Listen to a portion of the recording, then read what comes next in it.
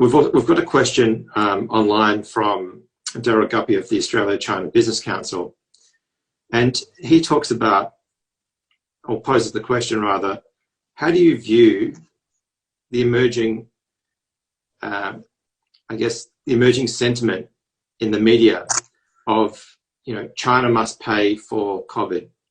Mm-hmm. How do you see this narrative coming about in terms of US-China relations over time? What do you think it will do? Well, it's you know, I'm intrigued that these statements are coming out because, you know, I studied philosophy, and the one rule in philosophy is if you are saying that X should do this, you're actually saying everybody should do it. You want to make it a universal rule.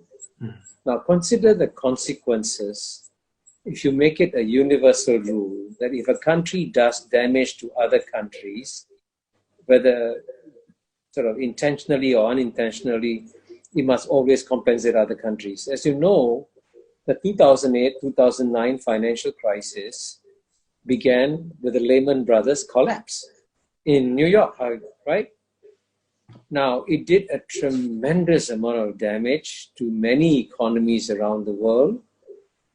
And did any Australian then suggest that, hey, the United States did a lot of damage to the world with this 2008-2009 financial crisis, we should get compensation from the United States? Nobody did, right? So the question is, and by the way, one thing I guarantee you, that there'll be many more virus attacks. And today, this time around, it sprang up in China, but it could spring up from Africa, like Ebola. It could spring up from America.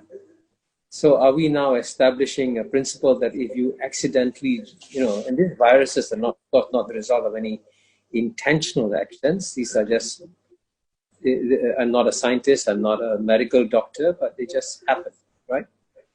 And what we should learn from this is that instead of being punitive to the countries that suffered it first, we should immediately help the countries that get affected first, because if we don't help them, we'll get affected by it. Now, we are actually very fortunate that at the end of the day, the Chinese, after their initial missteps, after their initial bungles, came down so hard, so tough, that they stopped it completely almost in China. And they took some very brave decisions, like locking up a province of 60 million people 2 days before Chinese New Year.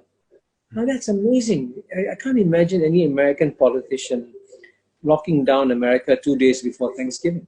It's almost impossible because everybody wants to go home for Thanksgiving. But that's what China did. So let's be very clear and clinical about what China did many things wrong, but China also did many things right. And the people who say this is not just the World Health Organization.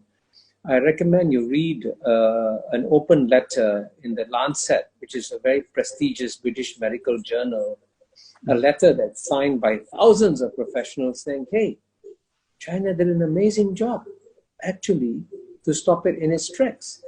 So I think it's very important to be very fair and objective in our assessments of these things.